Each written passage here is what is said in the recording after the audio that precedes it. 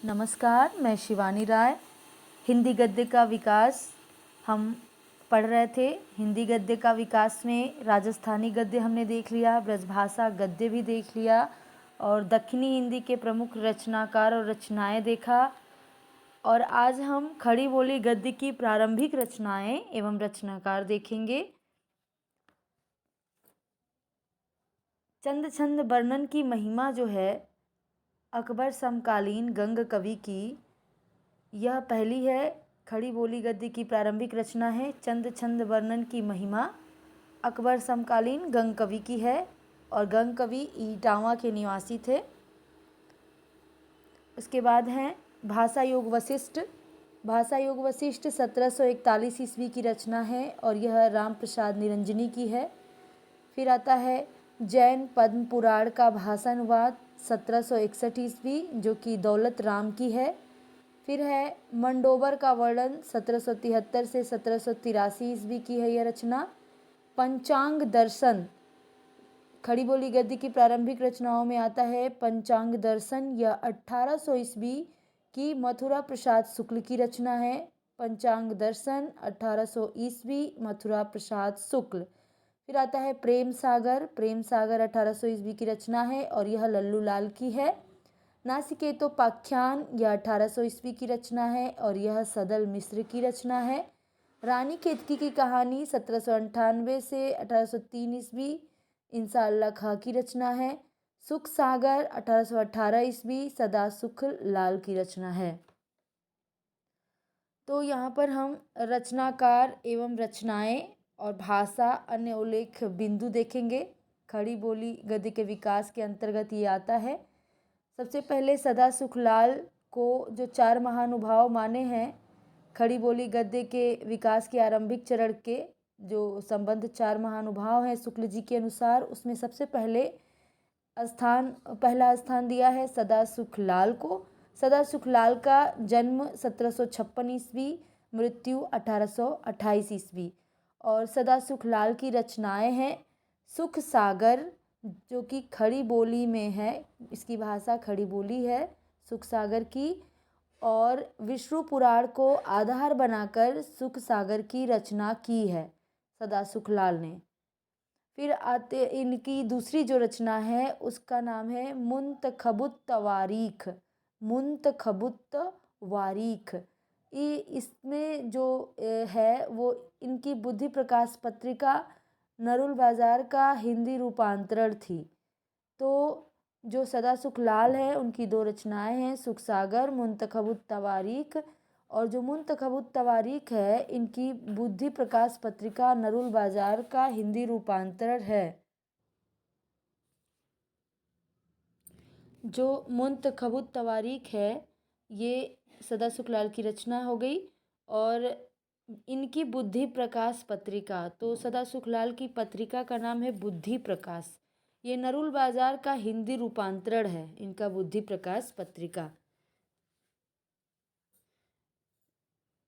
फिर है इंसा अल्लाह खां आते हैं। इंसा अल्लाह खां का समय शुक्ल जी ने 1752 से 1827 ईस्वी माना है। इंसा अल्लाह खां का समय 1752 से 1827 ईस्वी। और इंसा अल्लाह खां की रचना है रानी केतकी की कहानी, जिसे उदयभान चरित नाम से भी जाना जाता है, इसका अन्य नाम है। और यह भी खड़ी बोली में इंसा अल्लाह खां ने लिखा है। और हिंदी की पहली मौलिक लिखित गद्य कथा जिससे खड़ी बोली गद्य साहित्य में लौकिक श्रृंगार में प्रेमाख्यानक परंपरा का सूत्रपात माना जाता है और यह शैली हास्य प्रधान में लिखी गई है। रानी केतकी की कहानी खड़ी बोली है और इसकी शैली हास्य प्रधान है। फिर आते हैं लल्लू लाल। लल्लू लाल का समय है 1763 ईस्वी और 1825 ईस्वी में इनकी मृत्यु हो जाती है।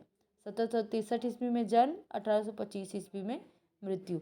लल्लू लाल की कुल 11 है रचनाएं जो कि बहुत ही महत्वपूर्ण है। पहली आती है सिंहासन बत्तीसी। सिंहासन बत्तीसी लल्लू लाल की 1801 ईस्वी की रचना है और खड़ी बोली में है सिंहासन बत्तीसी। काजिल अली की सहायता से ब्रजभाषा अनुवाद का खड़ी बोली में अनुवाद किया। तो सिंहासन बत्तीसी का इन्होंने अनुवाद किया है काजिल अली की सहायता से ब्रजभाषा अनुवाद का खड़ी बोली में अनुवाद किया है। काजिल अली के सहायता से। फिर आता है लल्लू लाल की दूसरी रचना वैताल पचीसी। वैताल पचीसी 1801 ईस्वी की रचना है और यह भी खड़ी बोली में लिखी गई है।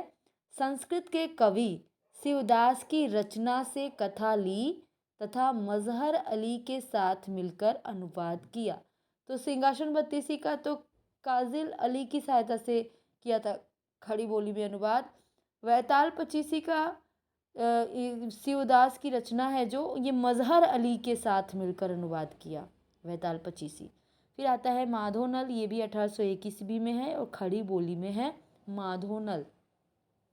फिर चौथी रचना है राजनीति, यह 1802 ईस्वी की रचना है, ब्रजभाषा में है राजनीति और ये हितोपदेश की कहानियों का अनुवाद है इसमें। राजनीति जो इनकी पुस्तक है लल्लू लाल की, ये ब्रजभाषा में इन्होंने लिखा है और हितोपदेश की कहानियों का अनुवाद किए हैं ब्रजभाषा में। फिर है प्रेम सागर 1810 ईस्वी। प्रेम सागर खड़ी बोली में लिखा है लल्लू लाल ने। प्रेम सागर या नागरी दशम चतुर्भुज मिश्र द्वारा ब्रजभाषा अनुवाद में रचित भागवत पुराण के 10वें स्कंद का खड़ी बोली में अनुवाद है। फिर आता है लतायफ ई हिंदी, जो कि 1810 ईस्वी की रचना है लल्लू लाल की और खड़ी बोली में है लतायफ ई हिंदी। इसे लल्लू लाल ने बजुबानी रेखता कहा है। यह खड़ी बोली ब्रज और हिंदुस्तानी भाषा की 100 लघु कथाओं का संग्रह है। यह भी महत्वपूर्ण हो जाता है क्योंकि यह खड़ी बोली ब्रज और हिंदुस्तानी भाषा की 100 लघु कथाओं का संग्रह है लताइफी हिंदी, और इसको स्वयं लल्लू लाल ने बजुबानी रेखता कहा है। शकुंतला नाटक बहुत महत्वपूर्ण 1810 ईस्वी में है लल्लू लाल की और यह खड़ी बोली में है। फिर है ब्रजभाषा व्याकरण 1811 ईस्वी, खड़ी बोली में है यही लल्लू लाल की मौलिक रचना है। ब्रजभाषा व्याकरण 1811 ईस्वी में है, खड़ी बोली में लिखी है और यह लल्लू लाल की मौलिक रचना है। सभा विलास 1815 ईस्वी की रचना है, खड़ी बोली में है। सभा विलास 1815 ईस्वी, खड़ी बोली में लल्लू लाल की रचना है। फिर है माधव विलास। माधव विलास 1817 ईस्वी में, यह ब्रज भाषा में लिखा है। ऊपर एक माधव नल लिखे हैं 1801 में, वो खड़ी बोली में लिखे हैं, और यहाँ माधव विलास ब्रज भाषा में लिखे हैं 1817 ईस्वी में। यह चंपू काव्य है। चंपू काव्य उसे कहते हैं जो गद्य पद्य दोनों का मिश्रित रूप होता है। 19वीं शताब्दी के सामाजिक जीवन का चित्रण है इसमें। तो माधव विलास जो ब्रजभाषा में 1817 ईस्वी की रचना है लल्लू लाल की, यह चंपू काव्य है और 19वीं शताब्दी के सामाजिक जीवन का चित्रण है इसमें। फिर है 11वां इनका अंतिम लल्लू लाल की रचना लाल चंद्रिका, जो कि 1818 ईस्वी में लिखा। यह ब्रजभाषा में है लाल चंद्रिका, और यह बिहारी सतसई की टीका लिखी है लल्लू लाल ने लाल चंद्रिका नाम से 1818 ईस्वी में और ब्रजभाषा में।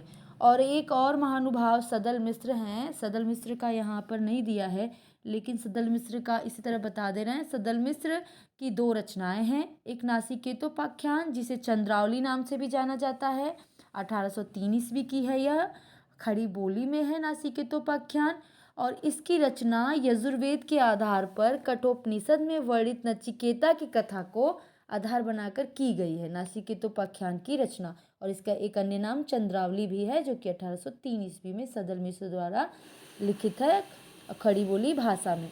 फिर है रामचरित्र। रामचरित्र सदल मिश्र की जो है, यह 1806 ईस्वी की रचना है। रामचरित्र अध्यात्म रामायण पर आधारित है इनकी रचना। फिर है तीसरी रचना है सदल मिश्र का, ये कोश ग्रंथ है हिंदी पर्शियन वोकेबुलरी, 1809 ईस्वी में है। हिंदी पर्शियन वोकेबुलरी 1809 ईस्वी, सदल मिश्र। और इनका रचना काल सदल मिश्र का था 1867 से 1848 ईस्वी। धन्यवाद।